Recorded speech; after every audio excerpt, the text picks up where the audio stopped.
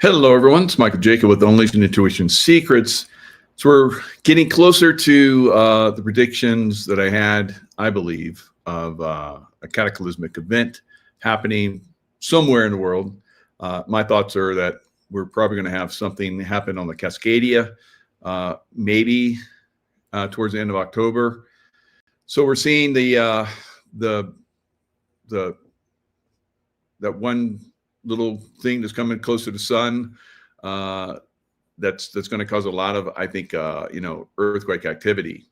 The crazy, what was it? IS5, whatever, IS3, Atlas. So Atlas shrugged that's coming in. It's definitely going to cause a problem, I think, as it comes close to the sun. Comes close to the sun towards the end of October, I think 29, 30. It'll probably activate the sun. What we're seeing right now, we're seeing massive earthquake activity all over the world, and it's going to get worse, I believe, as we get closer to the end of the year or the end of October. So the October, very scary, Halloween timeframe, and the stock market crashing. It's all very, very 3i Atlas, yes, Atlas. Boo boo, very good. So it's all coming to a head, and I think that a lot of predictions and so forth, a lot of people are having, myself included, are getting near and near. So another prediction that I had was that the stock market would crash. So it's not going to completely crash this yet. I believe it's going to take a nice little dive. It did today quite substantially. We're going to go into more detail about that in a little bit. Also, crypto took a pretty good dive, but it hit a support level and it bounced. So at this point, it's bounced back up. And after hours, the stock market continued to go down. It hit a certain level and it bounced as well. So who knows? Maybe on Monday it'll recover a little bit before it starts to head back down again. I think it's going to go down pretty substantially, but then we'll see. We'll see what happens after that. Could see more substantial upside at some point, but I think there's going to be very, very scary October in a lot of different ways. So Trump basically came out with tariffs on China, 100% tariffs or something crazy, and stock market obviously didn't like that, so it took a big dive. Crypto took a big dive because when the NASDAQ goes down, crypto goes down. I've talked about that. Now, what did go down today? I think you guys know, silver. Silver and gold went up. At one point, they were up substantially. They pulled back. They dipped into the red, and then they recovered. And I think that's the way it's going to be going forward for silver and gold. We'll probably see a lot of people going into silver and gold because it's safety. People are starting to see it as safety now. There's also massive drawdowns in the stock of real silver because there's markets that are basically on paper 30-1. So you have 30 paper silver and then just one real contract of silver. So 30 contracts of we'll supply you with silver, but they don't have anything to back it.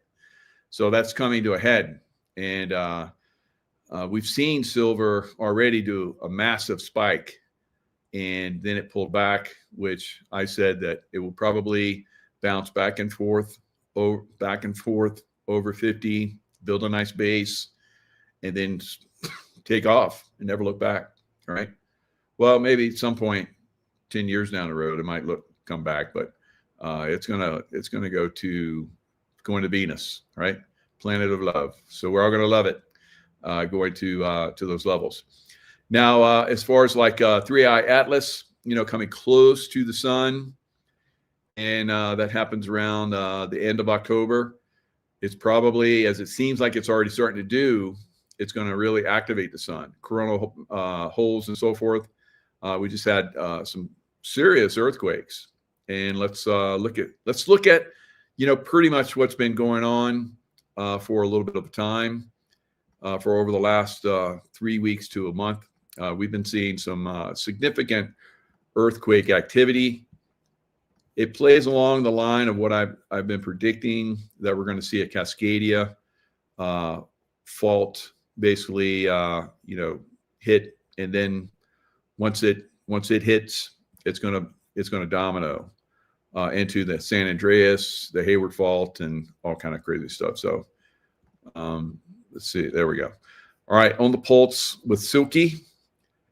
She's been covering this stuff quite well. So just, I don't know, maybe less than an hour ago or so, we had a 7.8 earthquake, very, very big, in the Drake Passage, which is down at Antarctica and the tip of Argentina. So right in that passage right there, fault. Yesterday, we had a 7.6 in the Philippines. These are big, and both of these have tsunami warnings. So tsunami warning for that. There was a tsunami warning for this. I don't think it really panned out to be anything.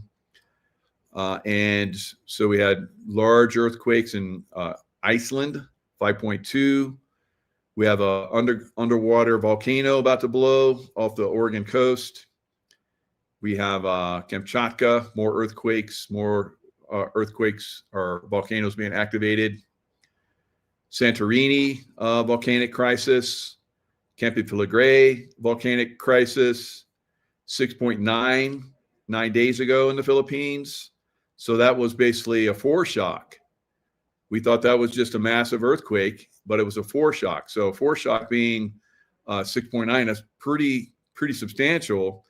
Now, and then we just had the 7.6. Are we going to have an 8 point something in the Philippines next? It's possible. It's possible. And then we look down the line, Oregon, 5.9 strong earthquake off the coast. So all of this is building, guys. We're starting to build. Another 7.8 3 weeks ago in Kamchatka. And, there's all these, another one, 7.7. Of course, we had the 8.7 that caused a massive tsunami. Not that big, but it caused a tsunami that spread around the whole Pacific. Now, this is what I want to kind of focus on right here. Would you say I'm crazy if I told you that the big magnitude 9+ mega thrust earthquake plus a 100 feet tsunami, the big one, Cascadia Fault, is not the worst case scenario for the West Coast? So it's not the worst case. The worst case would be, like I've been saying, you're going to have 1,000-foot tsunami because this stuff has been building. It's overdue. So when something's overdue, it gets bigger, right, ladies? Right. And then when it comes out, it's much more painful, right? So that is what we're going to see with this earthquake in the Cascadia. It's way overdue. And there's also other ones that are way overdue. San Andreas is overdue. All right, they usually happen every 100, 120 years at the most. So we're overdue for a lot of these earthquakes, and the Kamchatka earthquakes that we're seeing right now, they trigger around the fault. So it's building up energy, spreading that energy, and it's getting dammed up, I believe, in Cascadia. So when that goes, it will cause a domino effect that will hit the San Andreas that has been stacked up and hasn't gone off in a while, building up energy. And it will also hit the Hayward. So a lot of people don't know about the Hayward. Hayward is right next to the San Andreas. So the San Andreas, the Hayward fault line, in the past, it hasn't been a big deal because there hasn't been anything on the Hayward fault line. So it would go off and everybody's like, oh, that was a big earthquake. But now there's lots of houses and buildings and all kind of stuff on the Hayward fault line.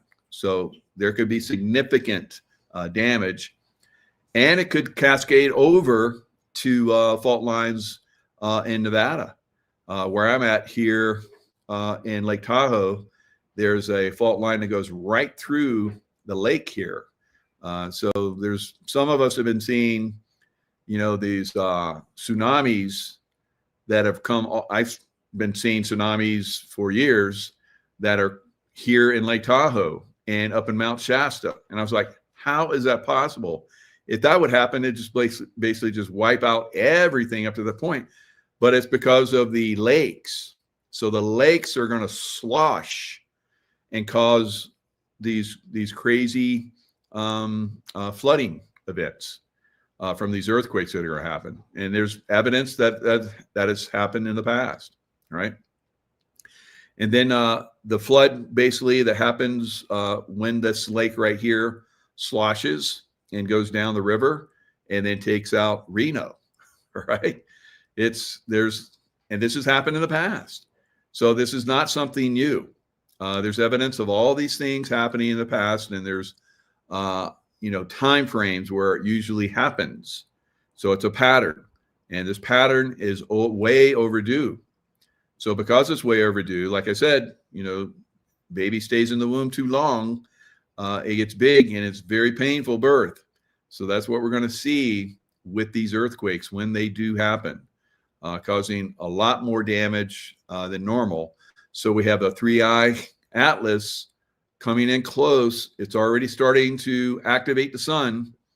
That's a lot of the stuff that we're starting to see with the coronal holes and the ejections and all the sunspot activity that's starting to happen as 3i atlas comes in close to the sun. So like I said, the end of October is when it comes the closest to the sun. I think the 28th, 29th, 30th, around that time frame. And if it activates the sun, which I think it's going to, then from that point on, we could see a pretty crazy Halloween, right? So all of this solar activity that's happening affects human consciousness. So October is usually a time frame where the stock market crashes. If you go back in time, October is where a lot of crashes happen. So we saw the beginnings of what could be a significant crash starting today. So let's look at a little bit more of this potential Cascadia megaquake. It's not. You would ask, what else? What could be worse?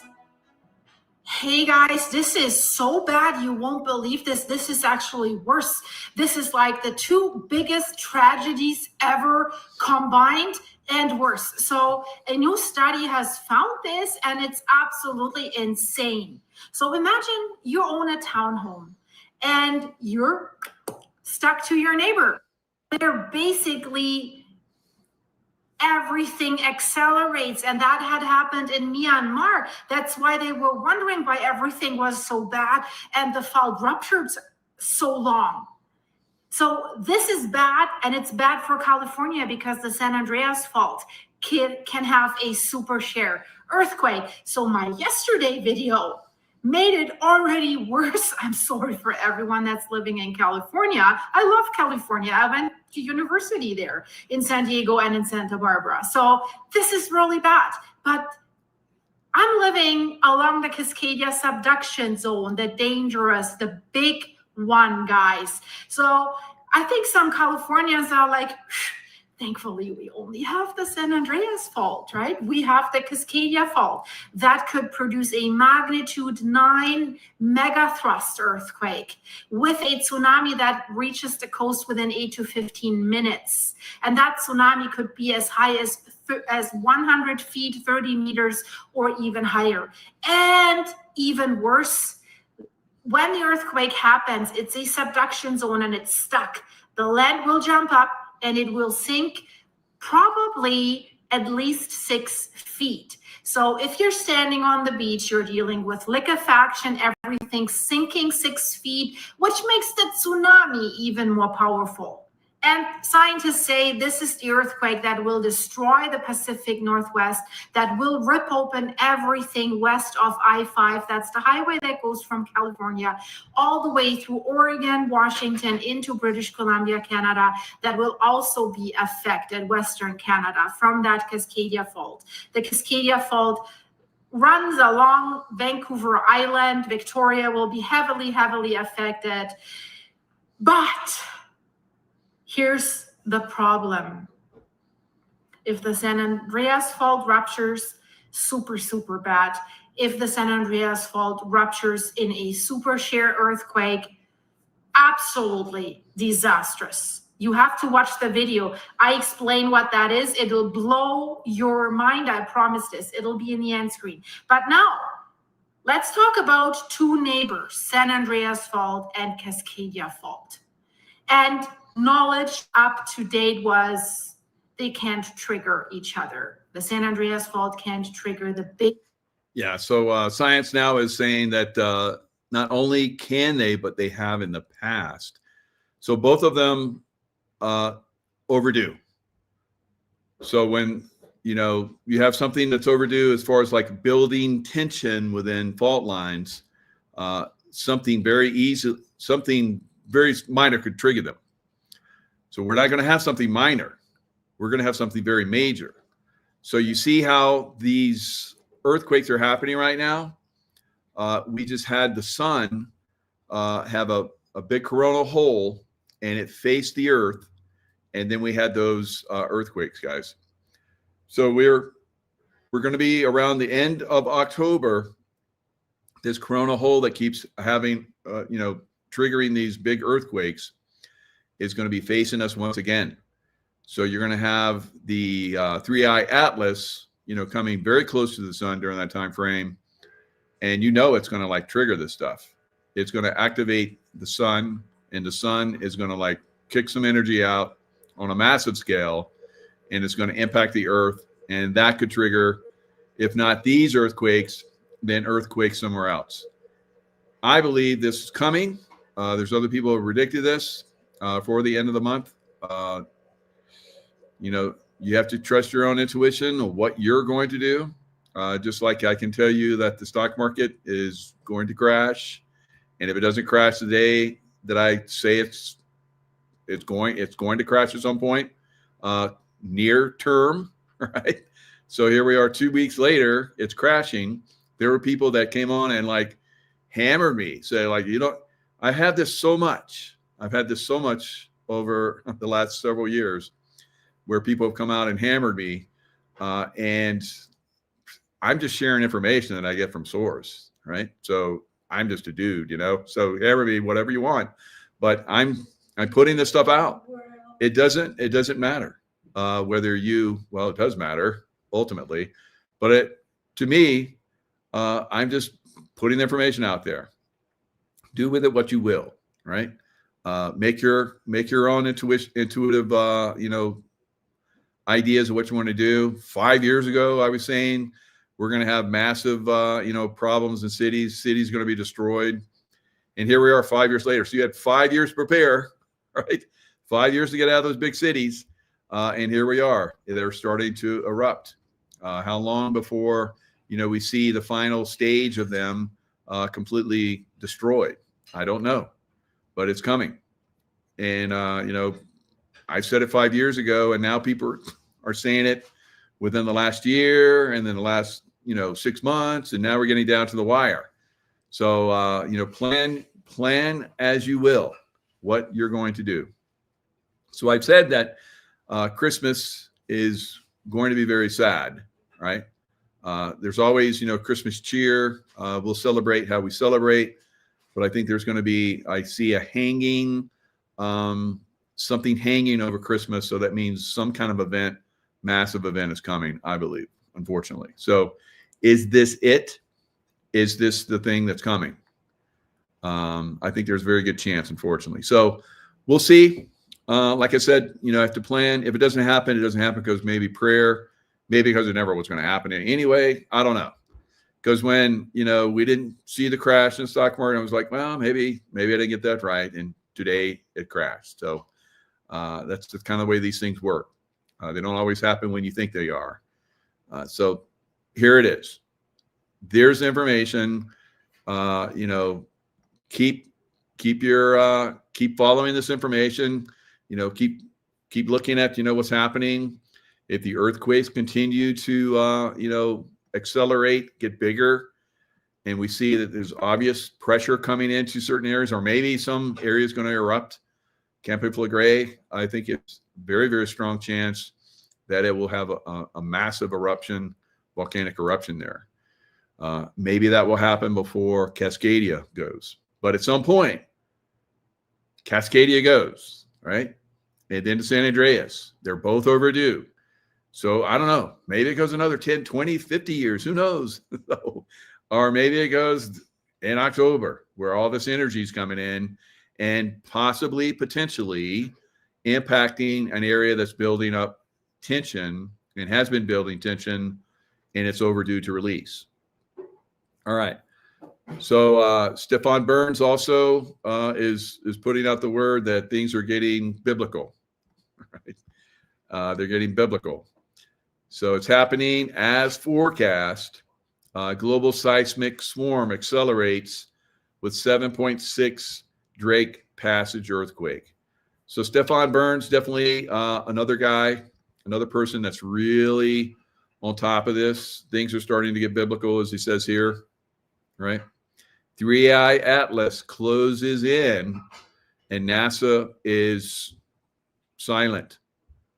NASA is silent. We're not getting any visuals on this. We got all these space telescopes and all that kind of stuff, and they're not giving us any insight of what this is, guys. You guys know what I think it is. It's a craft, right? It's a designed craft, and there's intelligent life within it. So now it looks like a rock formation, and it does have a rock formation that basically protects the inner craft as well. So huge shock wave is approaching Earth. All right. So this was 3 days ago. So 3 days ago, huge shock wave approaching Earth. And now we have all these earthquakes popping off. So we know what's causing these earthquakes now. And this year is one of the most active years since the history of taking current earthquake activity. It is the most active, and we're not done yet. We're not done with this year. So is it still building? Was the 8.8 that we saw in Kamchatka a foretaste of what's coming? I think it is. I think we have a 9 to a 10 that's coming. And I think we'll see a 9, and then we're going to see a 10 after that, right? A 9 would be unbelievably devastating. That's what hit in Indonesia. And I think we had like a 250 million people died from that. So it's 250 million, some crazy amount. So there's definitely the possibility, or hundreds of thousands, I think it was millions, but there's definitely a lot of people that are going to be impacted if Cascadia goes. Unbelievable amount of people, right? Well into the millions, and I think tens of millions. The same thing could happen potentially with Campo Flagré. So that's two potential major earthquakes and volcanoes that could happen. Earthquake, tsunami, earthquakes, massive earthquake activity. Of course, if you have the San Andreas going off just by itself, there could be, if it's a big one, there could be devastating loss of life. If there's a tsunami that's coming in, that impacts, like you saw, all of the Northwest, it's going to be absolutely devastating, massive loss of life. And that's probably what I'm seeing for a very sad Christmas. So what we normally see when we have earthquake activity, we have other countries, other surrounding areas will come in and help.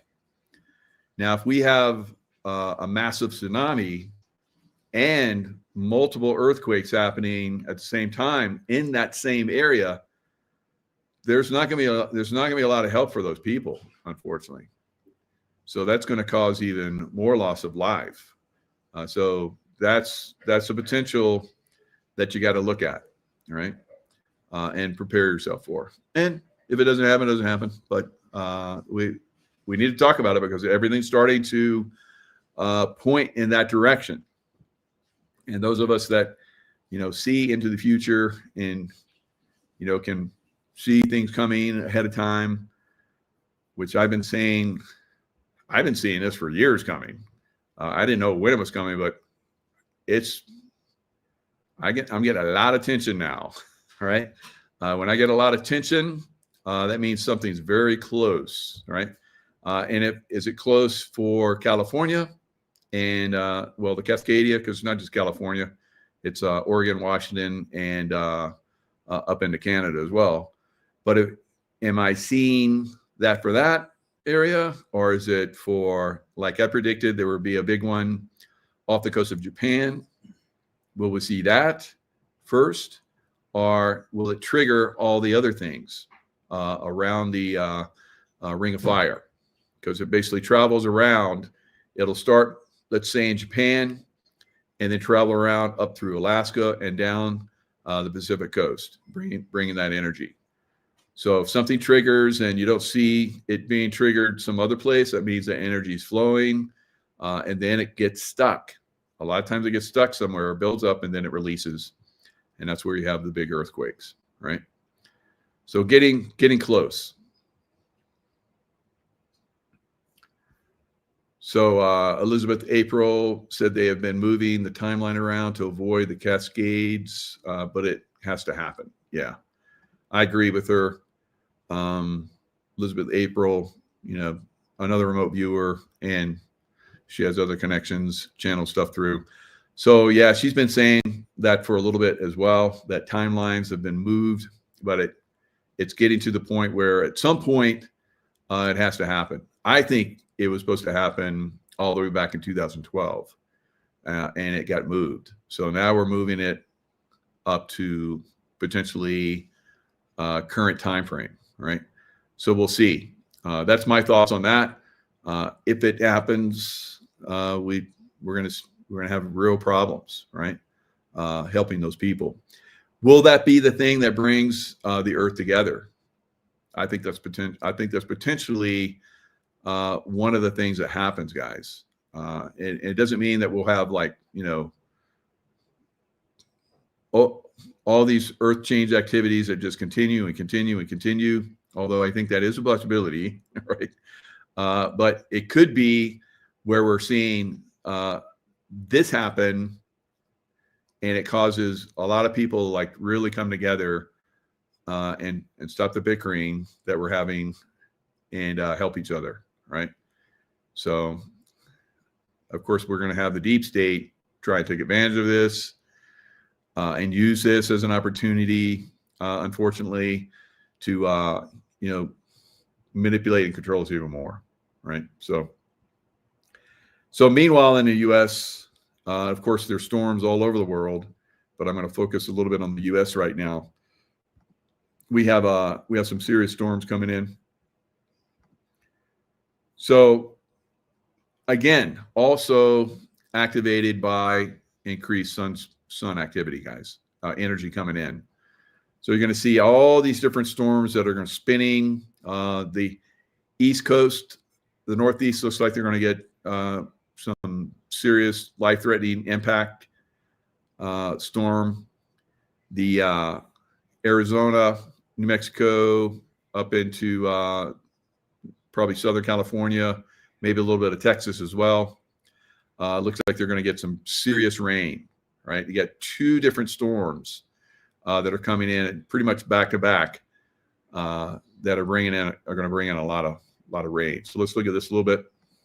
For tomorrow, you get that other low coming through across the Great Lakes, and that's what pulls that further towards the north. Now, if you take a notice, you'll see that you're getting the storms all Saturday, all along North Carolina, also for Virginia, but then that system grabs it right there. It has a system, and then it misses this whole area right here, and it brings the impacts towards New England after that. You see that? It spins everything towards New England after that, and it misses Jersey altogether. You see that?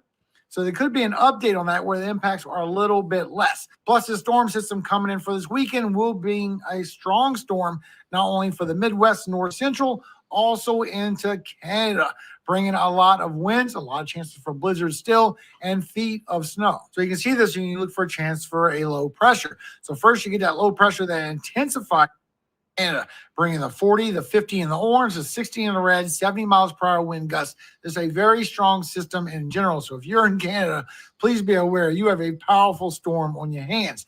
At the same time, you can see over here for the Northeast that is missing a big section right here for winds because of what that low pressure is doing, transferring all the energy towards New England. So you see it pivots here, then it pivots here. And the latest update on the flooding is heavy. Now, this is going to bring a lot of beneficial rain because we are in a drought, everybody. But you can see over here for the next 5 days, as that system goes down California from Washington, Oregon, bringing anywhere from 1 to 2 inches. 2 is in that red, up to 3 in the darker red. Plus, you can see what comes through from Montana going into Canada. Bring that 1 to 2 inches of precipitation and a lot of snow. But look over here for the Four Corners going into Mexico. That's growing even more. And along the East Coast, showing anywhere from 1 to 3 inches are possible or more locally for New England and over here by the Carolinas. Showing the heaviest is over here for California, for Arizona, for New Mexico, far western Texas, Colorado, and Utah. Also for the East Coast, bring anywhere from 1 to 2, 1 to 3 inches all the way towards New England. Now we're seeing a different amount on the weather models. Now, if the Euro is correct, you see how it misses a whole area right here for very heavy precipitation because that low swings all the energy towards New England. GFS takes it a little further towards the coast where it doesn't affect it. All right, so lots of rain, snow. Lots of snow potential up into Canada, Montana. Yes, right. And then coming down into California and Utah, Nevada area, where I'm at. Looks like some decent amounts of snow are going to start to come in. It's going to build on that a lot this year. There will be lots of snow this year for several areas of the United States.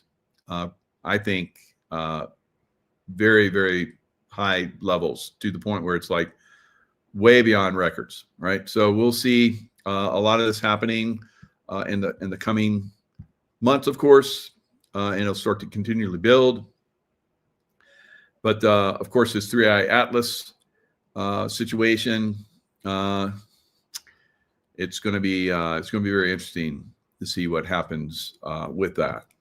And hopefully it won't be as bad as many of us are predicting.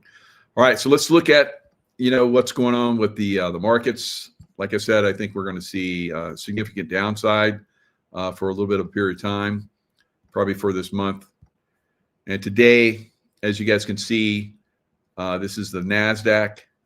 It basically crashed pretty good today. It was down 876 after hours. It went down another at one point and went down another 1 point something percent. But right now it seems like it's kind of balanced out. It's not going down as much anymore. So actually recovered somewhat. Now, Bitcoin recovered a little bit. As you guys can see here, Bitcoin crashed pretty hard right there. I watched it crashing. I was like, wow, where is it going to hit my it's going to hit my 109 point? And I don't know if it reached, let's see, did it go down? Nope, 111 looks like well, this is recent. So what was that low there? 109. Yep. So I said a couple of weeks ago we could possibly see crypto go down to 109 and then hold that level. Let's look at the daily. That'll give us a little bit more insight. So as you can see, there's a little bit of support around the 109 area where it basically stopped out today. So it crashed down pretty hard. I think it was down 11,000, down 11,000 at one point or more. And now it's recovered somewhat. But we'll see over the weekend. We'll see what happens to crypto over the weekend. The next support level that I see and it could actually reach that next week, I believe. Is going to be down in the 90 level, right? So now some people will be like, I'm out completely. So yeah, right in here, you see where that mass of resistance is around the 90, 94, 93, 92 level. So that would be the next point where I would see it pull back to, and that could take a little bit of a time. It may go even lower, may go down to the 84 level. We'll see. Because I think the NASDAQ has a lot more downside in it. So if we look at the NASDAQ on the daily, you see all these gaps in here.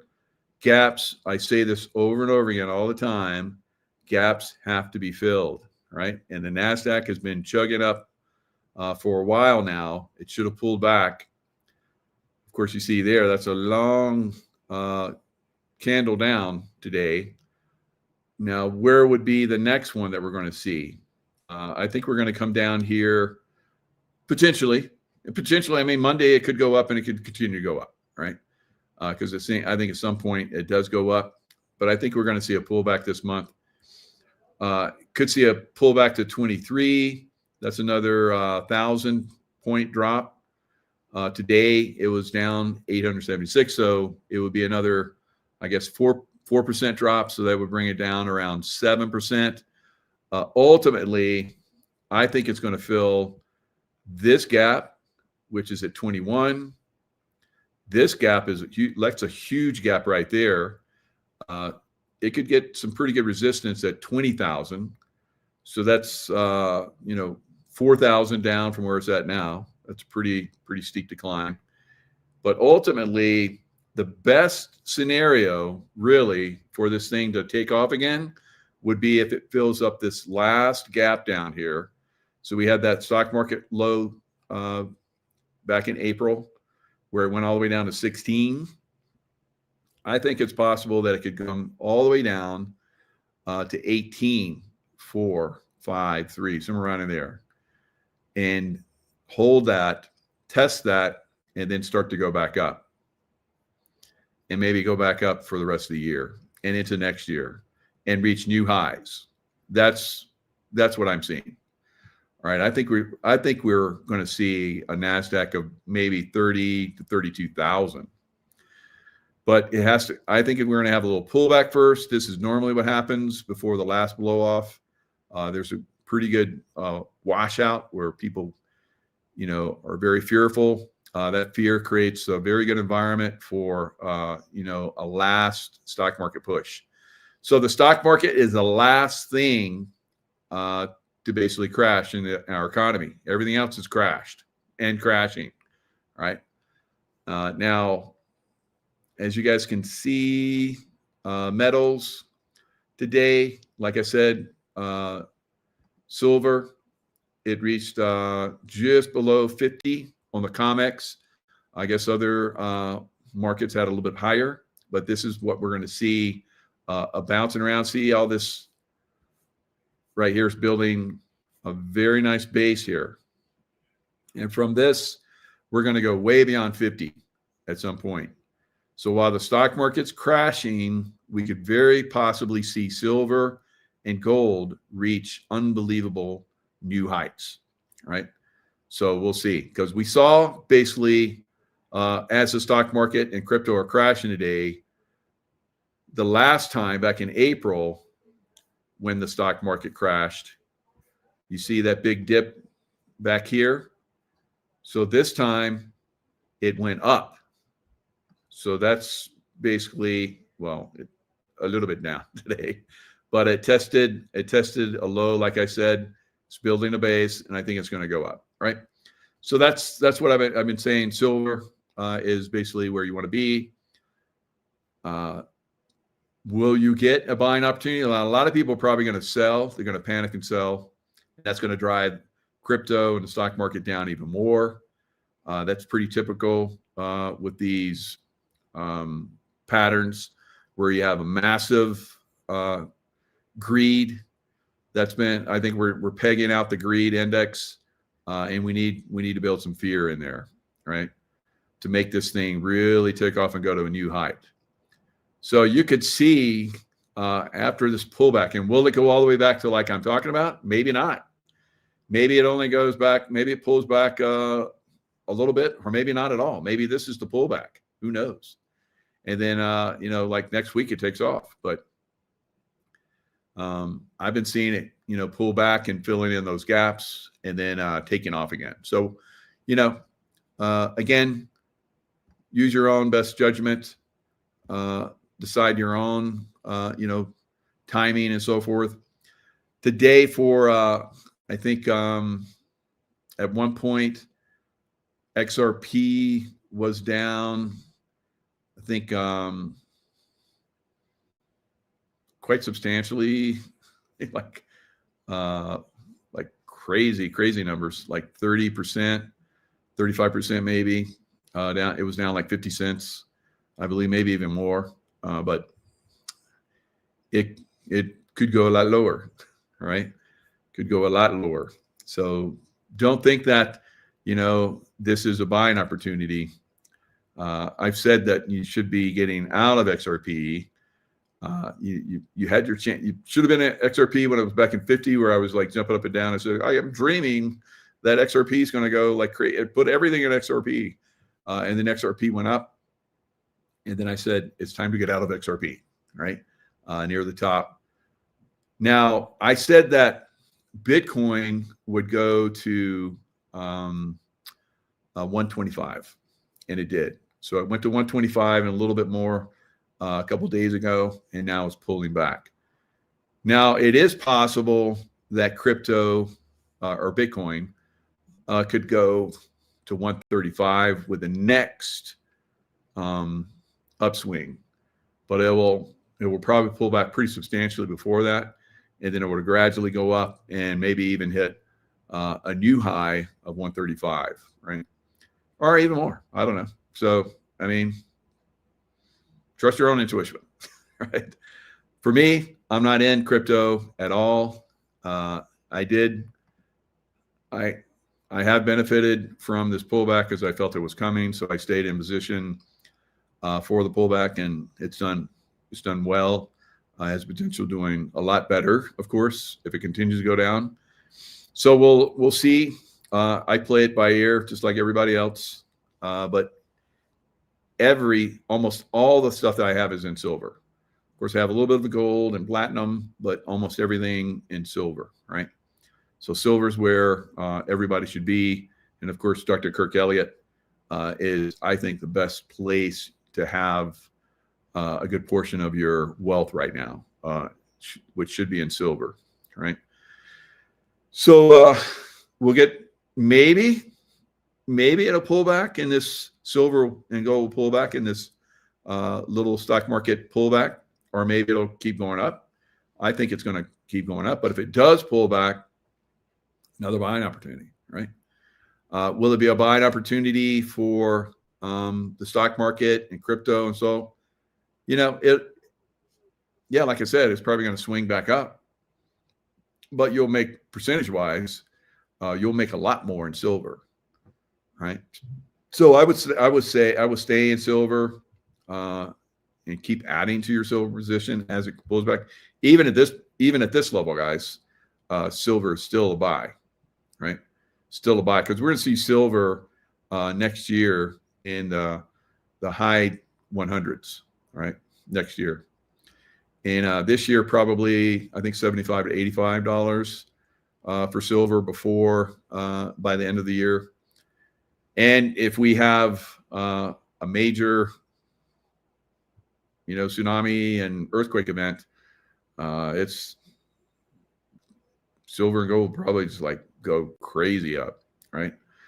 In the stock market, not so much, right? Might go down and stay down. So a situation like that could be it. Yeah. Somebody said in the chat, pray for California. Absolutely.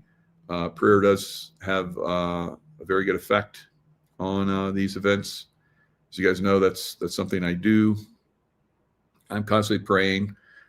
So I'm bringing you this information not to make you fearful. And some people are like, strangely think this is like, oh, you're talking about this, you're going to make it happen. Like, no, I'm talking about this to basically give a warning, just like people have in the past. Just stop your evil ways, all right?